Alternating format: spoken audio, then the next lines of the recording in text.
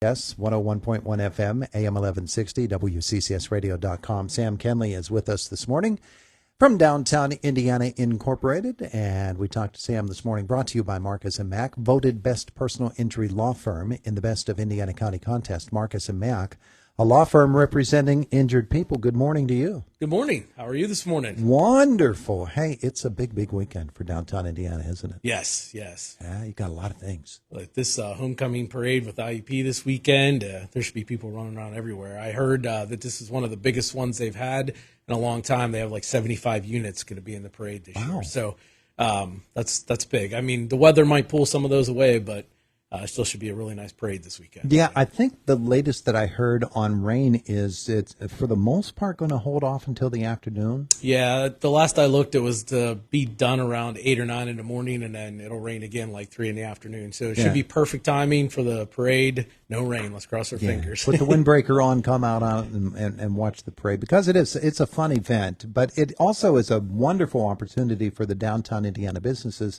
to sort of introduce or reintroduce themselves to a whole bunch of people. Absolutely. I know some of the stores and restaurants will be running some features or specials and maybe even some refreshments. So if you're downtown watching the parade, make sure you're popping in and out of the businesses, saying hi, and seeing what everybody has to offer. Yeah, it really is a big time.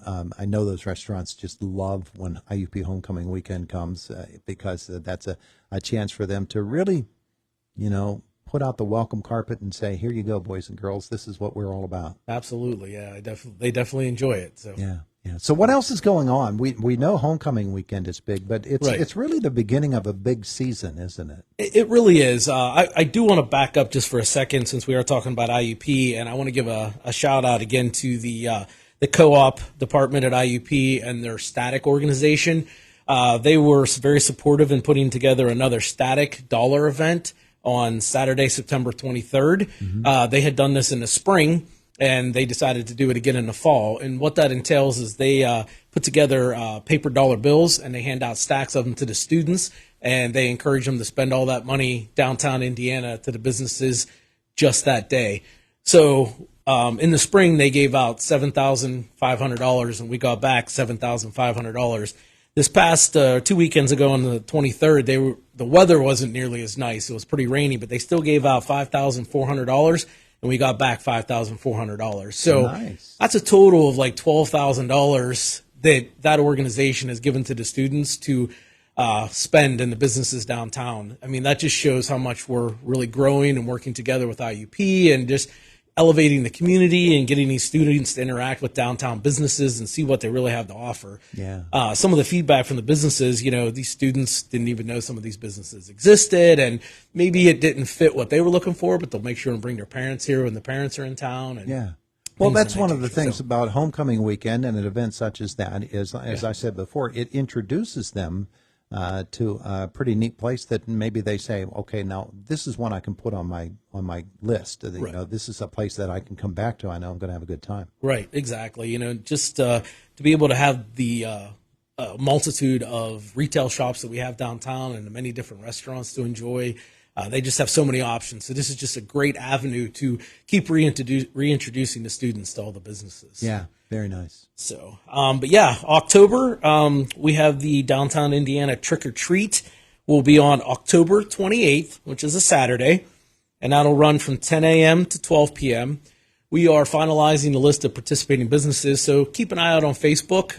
We'll have a list of the participating businesses, and also the day of the event, stop by IRMC Park. There'll be a table set up. Romeo's Pizza will be there, handing out candy as well, and they'll also be handing out a list of everybody that'll be participating that day. So we're crossing our fingers for good weather. Last year when we did that, it was gorgeous outside. We probably 350, 400 people were walking around. You'll take that. Event. Yeah, it was awesome. You'd look one way, you'd see ahead. You look the other way, just another see ahead. It was wonderful. So what a great event.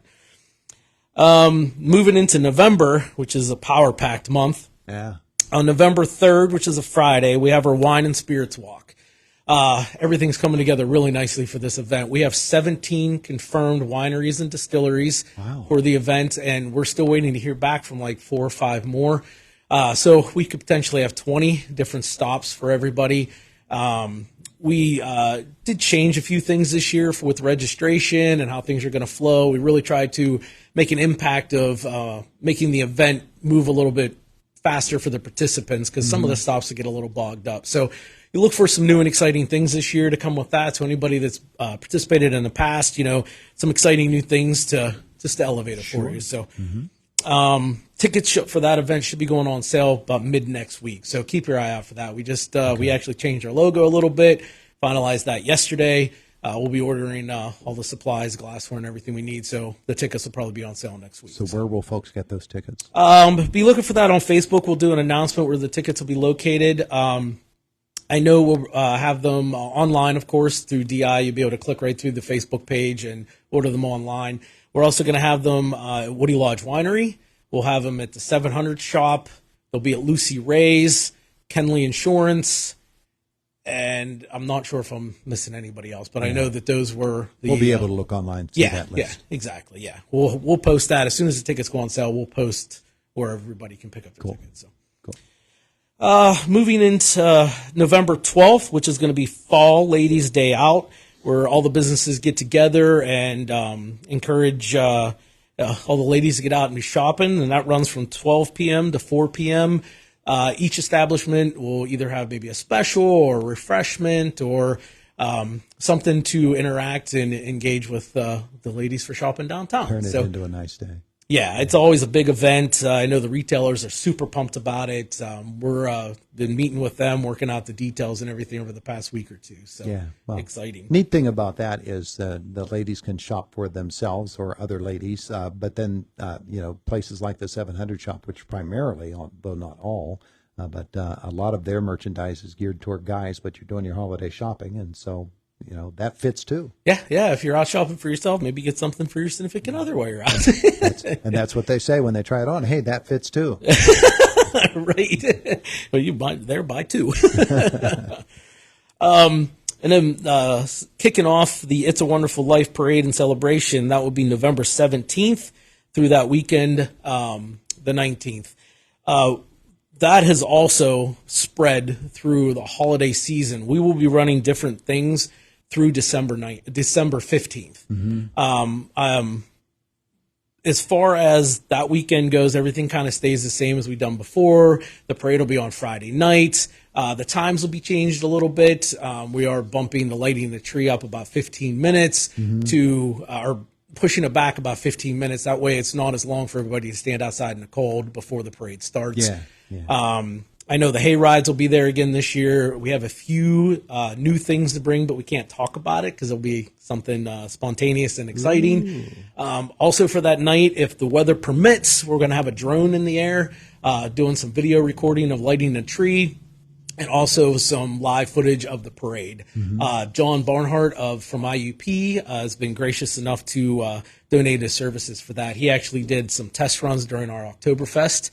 And it was really crazy how pure and clear and wonderful that drone footage is. I was reviewing it the other day. I'm like, this is just amazing. So to be able to capture that with the parade atmosphere is going to be just incredible. So and we'll have it on Renda Digital TV. Yeah, too. Absolutely. Yeah.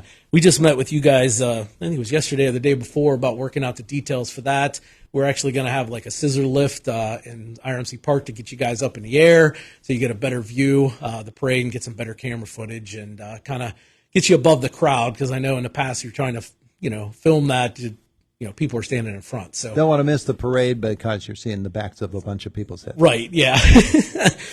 We'll have marshmallows in the park that night, so everything kind of stays the same. Every following weekend after that, typically in the past, there was Santa in the park on Saturday and Sunday. We weren't getting a response on Sunday, so we're just going to focus solely on Saturday, and it's going to be from 12 to 3 every Saturday in IRMC Park.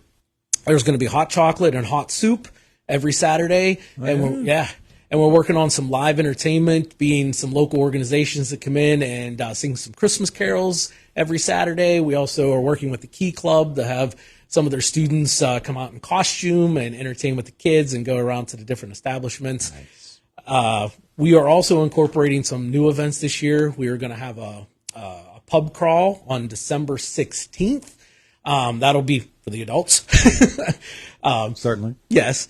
And there's also some of the establishments, the restaurant establishments you're going to see have pop-up bars. So be more details coming on that later. They're still trying to work out their themes and everything like that. And then also in IRMC Park on Friday nights in the park, we're going to have Disobedient Spirits in the park as a pop-up bar with a little canopy where you can stop by and have a cocktail from like 6 to 8 p.m. just to be out and enjoy yourself. Yeah. So Have you gone out and found the tree yet for this year? well, that's not me. That's all through the Indiana County Tourist Bureau. And yes, the tree has been found. It's been picked, and they're gonna do drone footage of that as well, cutting cool. the tree and placing the tree and lighting the tree. They're gonna film it all, so it'll be pretty cool. Yeah. So. Yeah. Some other little events we're going to have. We're going to do a cookie tour during that time. We haven't solidified the date yet for that, but it'll be similar to like what we do with our tasting tour, only to be based around like cookies and hot chocolate. So, and I was also awarded a grant with Hershey's Chocolate.